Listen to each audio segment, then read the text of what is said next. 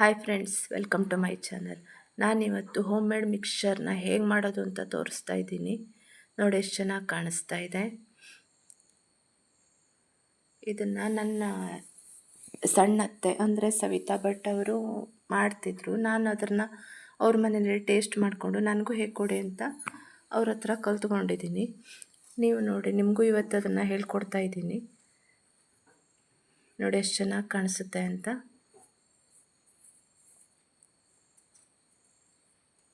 ಇದು ತುಂಬ ಟೇಸ್ಟಿಯಾಗಿರುತ್ತೆ.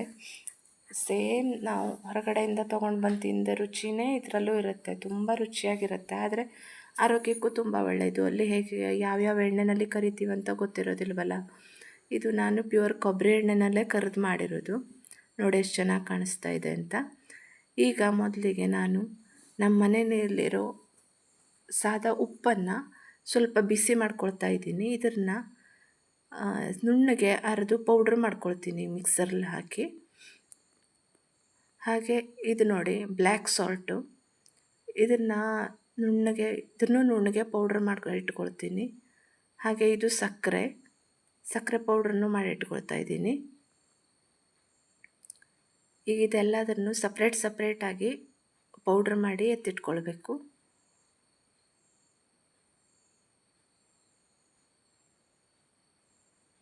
ನೋಡಿ, ಇದು ಮೊದಲು ಸಕ್ಕರೆನ ಪೌಡ್ರ್ ಮಾಡಿಕೊಂಡೆ.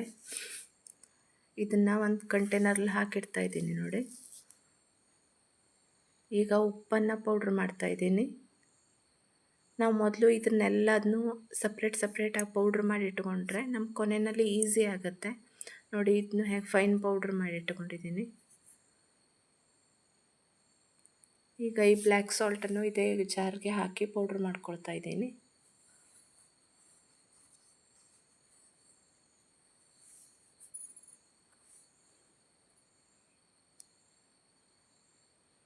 ಹಾಗೆ ಇದು ನಾನು ಗಾಂಧಾರಿ ಮೆಣಸಿನ ಚಿಪ್ಸಿನ ಸಾಂಬಾರ ನಿಮಗೆ ತೋರಿಸಿದ್ದೆ. ಹಾಗೆ ಇದು ಕೆಂಪು ಮೆಣಸಿನ ಚಿಪ್ಸಿನ ಸಾಂಬಾರನ್ನೇ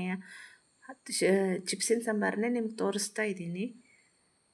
ಕೆಂಪು ಸಾಂಬಾರು ಹಾಕೋದಾದರೆ ನಾನು ಇದನ್ನೇ ಹಾಕ್ತೀನಿ. ಇದು ಒಂದು 15-20 ಲವಂಗ, ಇದು ಮೆಣಸಿನ ಪೌಡ್ರು, ಹಾಗೆ ಓಮು ಮತ್ತು ಗಾಂಧಾರಿ ಮೆಣಸನ್ನು ಒಂದು ಸ್ವಲ್ಪನೂ ಇದಕ್ಕೆ ಹಾಕ್ತಾ ಇದ್ದೀನಿ, ಸ್ವಲ್ಪ ಖಾರ ಜಾಸ್ತಿ ಆಗಲಿ ಅಂತ. ಈಗ ಇದೆಲ್ಲದನ್ನು ಫೈನ್ ಪೌಡ್ರ್ ಮಾಡಿ ಇಟ್ಕೊಂಡಿದ್ದೀನಿ.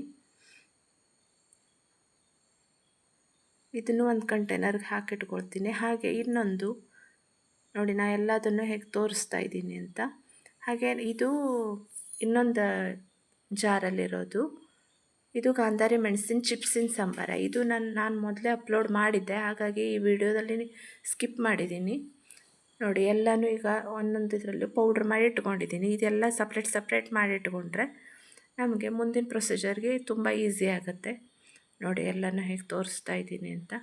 2 ಥರದ ಚಿಪ್ಸಿನ ಸಾಂಬಾರ, 2 ಥರದ ಉಪ್ಪು ಮತ್ತು ಸಕ್ಕರೆ ಪೌಡ್ರು.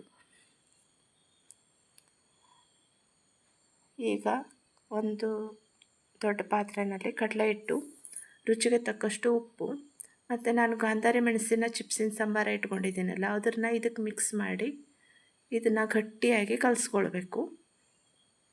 ಹಾಗೆ ಇದಕ್ಕೆ 1 ಸೌಟ್ ಅಕ್ಕಿ ಹಿಟ್ಟು ಕೂಡ ಹಾಕಿದ್ದೀನಿ, ತುಂಬ ಗರಿಯಾಗಿ ಬರುತ್ತೆ ಅಂತ. ನೀವು ನೋಡ್ತಾ ಇರ್ಬೋದು. ನೋಡಿ ಎಷ್ಟು ಚೆನ್ನಾಗಿ ಕಾಣಿಸ್ತಾ ಇದೆ ಅಂತ. ಈಗ ಇದೆಲ್ಲದನ್ನು ಚೆನ್ನಾಗಿ ಮಿಕ್ಸ್ ಮಾಡಿ ಕಲಸಿ ಸಣ್ಣ ಉಂಡೆ ಮಾಡಿ ಇಟ್ಕೊಂಡಿದ್ದೀನಿ.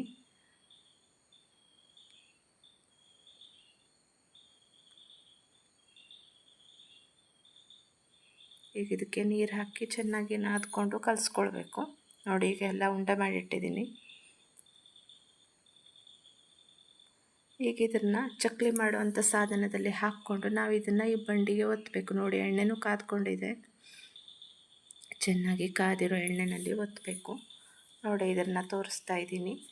ಇದು ಶೇವ್ ಮಾಡೋ ತಾಳಿ ಅಂತಲೇ ಹೇಳ್ತೀವಿ. ತುಂಬಾ ಚಿಕ್ಕ ಹೋಲಿರುತ್ತೆ, ಸೂಜಿ ಒಳಗಡೆ ಹೋಗೋಷ್ಟು ಸಣ್ಣದಾಗಿರುತ್ತೆ. ಅದನ್ನು ಹಾಕಿ ನಾನು ಇದಕ್ಕೆ ಹಾಕ್ತಾಯಿದ್ದೀನಿ. ನೋಡಿ,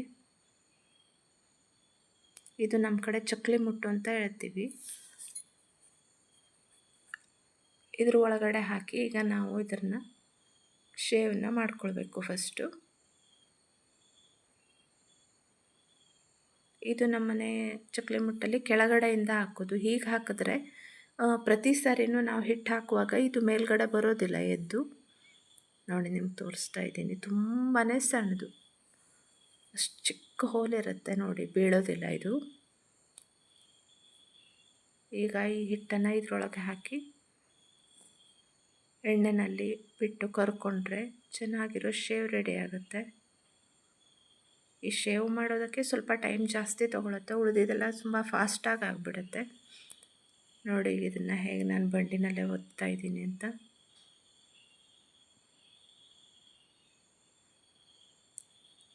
ನಾನು 1.5 kg ಕಡಲೆ ಹಿಟ್ಟಿಂದು ಶೇವ್ ಮಾಡಿದ್ದೀನಿ.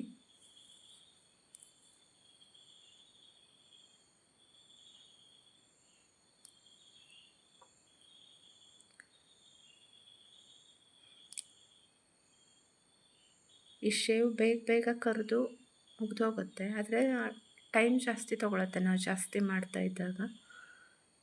ಒಂದೊಂದು ಬಂಡಿನೂ ಬೇಗ ಫಾಸ್ಟ್ ಆಗಿಬಿಡುತ್ತೆ. 2-3 ನಿಮಿಷಕ್ಕೆ ಒಂದೊಂದು ಬಂಡಿನ ನಾವು ತೆಗಿಬೋದು. ನೋಡಿ ಎಷ್ಟು ಚೆನ್ನಾಗಿ ಕಾಣಿಸ್ತಾ ಇದೆ ಅಂತ.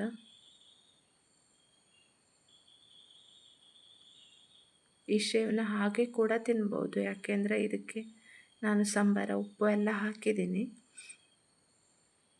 ತುಂಬಾ ರುಚಿಯಾಗಿರುತ್ತೆ, ನೋಡ್ತಾ ಇರಿ ನೀವು. ನೋಡಿ 1 ನಿಮಿಷದಲ್ಲೇ ಅದು ಬೆಂದು ಹೋಗ್ಬಿಡತ್ತೆ. ನೋಡಿ ನಿಮ್ಗೆ ತೋರಿಸ್ತೀನಿ, ತುಂಬ ಫಾಸ್ಟಾಗಿ ಬೇಯುತ್ತೆ ಇದು. ನೋಡಿ ಎಷ್ಟು ಚೆನ್ನಾಗಿ ಕಾಣಿಸ್ತಾ ಇದೆ ಅಂತ. ಈಗ ಇದನ್ನೆಲ್ಲ ತೆಗೆದು ಒಂದು ಪಾತ್ರಕ್ಕೆ ಹಾಕ್ತಾ ಇದ್ದೀನಿ ನೋಡಿ.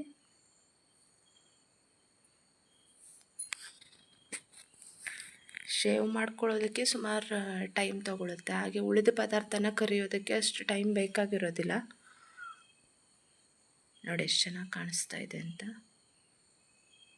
ಈಗೆಲ್ಲ ತೆಗೆದು ಈ ಪಾತ್ರಕ್ಕೆ ಹಾಕ್ತಾ ಇದ್ದೀನಿ ನಾನೇ. ನೋಡಿ ಎಷ್ಟು ಚೆನ್ನಾಗಿ ಕಾಣಿಸ್ತಾ ಇದೆ ಅಂತ, ತುಂಬ ಆಗಿದೆ. ಈಗ ಇದನ್ನು ಸ್ವಲ್ಪ ನುರಿದ್ಕೊಳ್ಬೇಕು, ಚೆನ್ನಾಗಿ ನುರ್ಕೊಂಡ್ರೆ ಆಮೇಲೆ ಉಳಿದಿದ್ದನ್ನೆಲ್ಲ ಕರೆದು ಇದಕ್ಕೆ ಆ್ಯಡ್ ಮಾಡ್ತಾ ಹೋಗ್ತೀನಿ. ನೋಡ್ತಾ ಇರಿ ನೀವು. ಇದು ಜೋಳದ ಹೊದಲು ಅಂತ ಸಿಗುತ್ತೆ, ಇದನ್ನು ಕರ್ಕೊಳ್ಬೇಕು. ಇದು ದಪ್ಪ ಅವಲಕ್ಕಿ, ಅದನ್ನು ಕರ್ಕೊಳ್ಬೇಕು. ಹಾಗೆ ಇದು ಶೇಂಗಾ, ಇದನ್ನೆಲ್ಲನೂ ಸಪ್ರೇಟಾಗಿ ಕರ್ಕೊಳ್ಬೇಕು. 1.5 kg ಕಡಲೆ ಹಿಟ್ಟಿನ ಶೇವ್ ಆಯಿತು ಈಗ. ಹಾಗೆ ಈಗ ಉಳಿದಿದ್ದೆಲ್ಲ ಅರ್ಧ kg ಇದೆ. ಎಲ್ಲದನ್ನು ಹೀಗೆ ಬಂಡಿನಲ್ಲಿ ಕರೆದು ತೆಗೆದಿಟ್ಕೊಳ್ಳಿ, ಒಂದಾದ್ಮೇಲೆ ಒಂದು. ಒಂದೇ ಸಾರಿ ಎಲ್ಲದನ್ನೂ ಆ್ಯಡ್ ಮಾಡಬೇಡಿ, ಸಪ್ರೇಟ್ ಕರೆದು ತೆಗೆದಿಟ್ಕೊಳ್ಬೇಕು ಇದೆಲ್ಲದನ್ನೂ. ನೋಡಿ ನಾನೀಗ ಶೇಂಗಾ ಹಾಕಿ ಕರೆದು ತೆಗೆದಿಟ್ಕೊಳ್ತೀನಿ.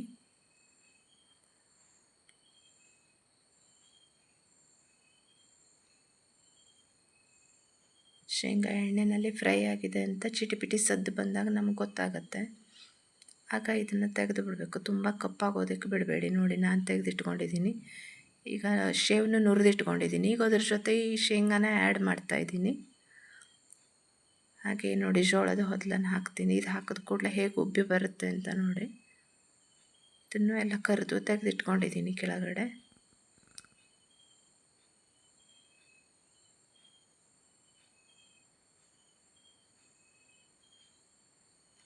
ಎಲ್ಲನೂ 1 by 1 ಹೀಗೆ ಕರೆದು ಸಪ್ರೇಟ್ ತೆಗೆದು ಆಮೇಲೆ ಶೇವ್ಗೆ ಮಿಕ್ಸ್ ಮಾಡಬೇಕು ಎಲ್ಲದನ್ನು.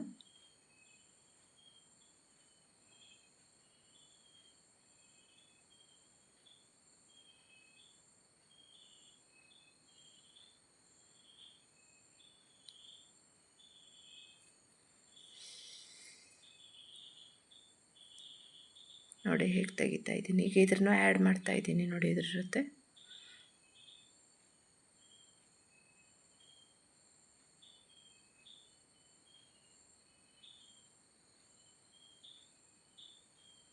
ಇದೆಲ್ಲ ಬೇಗ ಕರೆದಾಗ್ಬಿಡತ್ತೆ. ಶೇವ್ ಕರಿಯೋದಕ್ಕೆ ತುಂಬ ಟೈಮ್ ಬೇಕು, ಇವೆಲ್ಲ ಫಾಸ್ಟಾಗಿ ಆಗುತ್ತೆ. ಈಗ ನೋಡಿ ಅವಲಕ್ಕಿನ ಕರಿತಾ ಇದ್ದೀನಿ. ನೋಡಿ ಎಷ್ಟು ಚೆನ್ನಾಗಿ ಉಬ್ಬು ಬರುತ್ತೆ ಅಂತ. ನಾನು ಫಸ್ಟ್ ಟೈಮ್ ಇದನ್ನ ನನ್ನ ಸಣ್ಣತ್ತೆ ಮನೆಯಲ್ಲಿ ತಿಂದಾಗ ಇದು ಹೊರಗಡೆಯಿಂದ ತಂದಿದ್ದು ಅಂತಲೇ ನಾನು ಭಾವಿಸಿದ್ದೆ.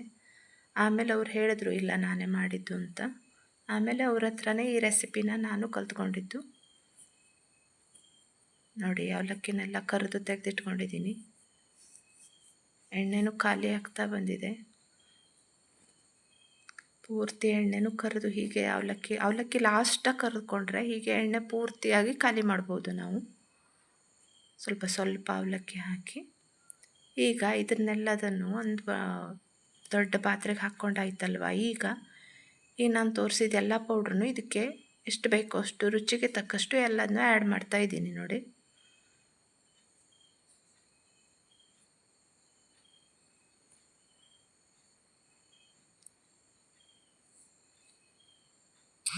ನೋಡಿ ಇದನ್ನ ಎಲ್ಲದನ್ನು ಫಸ್ಟ್ ಮಿಕ್ಸ್ ಮಾಡ್ಕೊಳ್ತೀನಿ ಒಂದು ಸಾರಿ.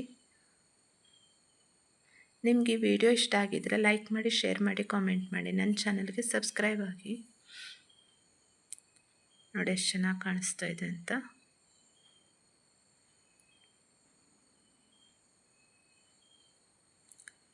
1.5 kg ಕಡಲೆ ಹಿಟ್ಟು, 1 kg ಶೇಂಗಾ, ಅರ್ಧ kg ಜೋಳದ ಹೊದಲು ಮತ್ತು ಅರ್ಧ kg ಅವಲಕ್ಕಿಯಿಂದ ನನಗೆ ಆಲ್ಮೋಸ್ಟ್ 5 kg ಈ ಮಿಕ್ಸ್ಚರ್ ಆಗಿದೆ. ನೋಡಿ ಸಕ್ಕರೆ ಪೌಡ್ರನ್ನ ಆ್ಯಡ್ ಮಾಡ್ತಾ ಇದ್ದೀನಿ.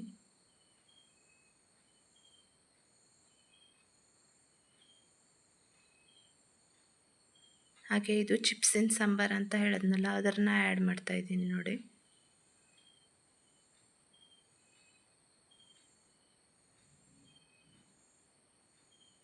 ಗಾಂಧಾರಿ ಮೆಣಸಿನ ಚಿಪ್ಸಿನ ಸಾಂಬಾರ ನಾನು ಶೇವ್ಗೆ ಆ್ಯಡ್ ಮಾಡಿ ಅದನ್ನು ಕರೆದಿದ್ದೀನಿ. ಇದೀಗ ಬ್ಲ್ಯಾಕ್ ಸಾಲ್ಟ್ ಹಾಕ್ತಾ ಇದ್ದೀನಿ ನೋಡಿ.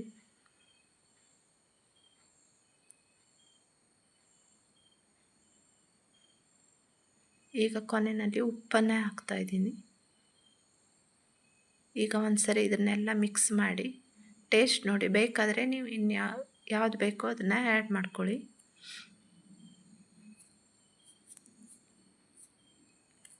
ನಾನು ಇನ್ನೊಂದು ಸ್ವಲ್ಪ ಚಿಪ್ಸಿನ ಸಾಂಬಾರನ್ನೇ ಹಾಕ್ತಾ ಇದ್ದೀನಿ. ಇದಕ್ಕೆ ಶುಗರ್ ಪೌಡ್ರನ್ನೂ ಆ್ಯಡ್ ಮಾಡ್ತಾ ಇದ್ದೀನಿ. ಸ್ವಲ್ಪ ಸಿಹಿ, ಖಾರ, ಉಪ್ಪು ಎಲ್ಲ ಮಿಕ್ಸ್ ಆಗಿದ್ರೆ ತುಂಬ ರುಚಿಯಾಗಿರುತ್ತೆ ಅಂತ. ಇದು ತಿನ್ನೋದಕ್ಕೆ ತುಂಬಾ ರುಚಿಯಾಗಿರುತ್ತೆ. ನಮ್ಮ ಮನೆಯಲ್ಲಿ ಎಲ್ಲರಿಗೂ ಫೇವ್ರೇಟು ಇದು ತುಂಬಾ.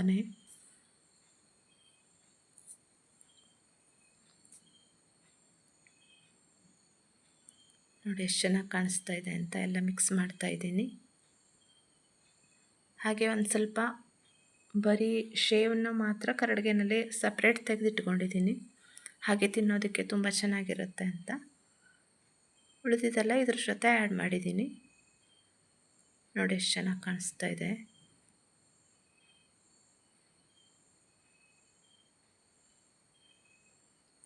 ಇದನ್ನು ಸರಿಯಾಗಿ ಕಲಿಸ್ಕೊಳ್ಳಿ ಅಡಿಗಿಂದ ಮೇಲೆ ಅಡುಗೆ ಮಾಡಿಕೊಂಡು. ನೋಡಿ ಎಷ್ಟು ಚೆನ್ನಾಗಿ ಕಾಣಿಸುತ್ತೆ. ಕರೆಕ್ಟಾಗಿ ಎಲ್ಲ ಕಡೆನೂ ಎಲ್ಲ ಸಾಂಬಾರನ್ನು ಕರೆಕ್ಟಾಗಿ ಮಿಕ್ಸ್ ಆಗಬೇಕು. ಇದು ತುಂಬ ರುಚಿಯಾಗಿರುತ್ತೆ ಇದು ತಿನ್ನೋದಕ್ಕೆ.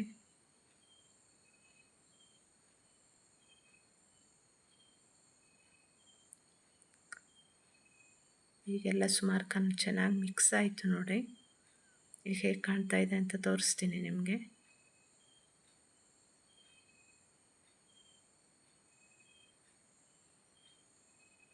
Thanks for watching. ನೋಡಿ ಎಷ್ಟು ಚೆನ್ನಾಗಿ ಕಾಣಿಸ್ತಾ ಇದೆ ಅಂತ.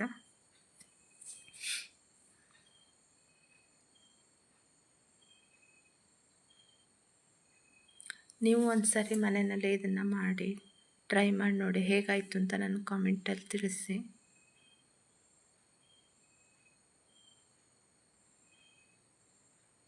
ನೋಡಿ ಎಷ್ಟು ಚೆನ್ನಾಗಿ ಕಾಣಿಸ್ತಾ ಇದೆ ಅಂತ.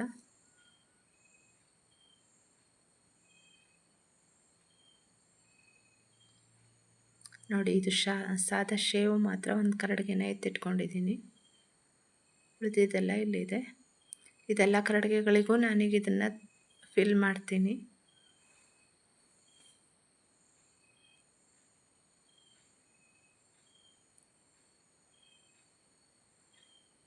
Thanks for watching.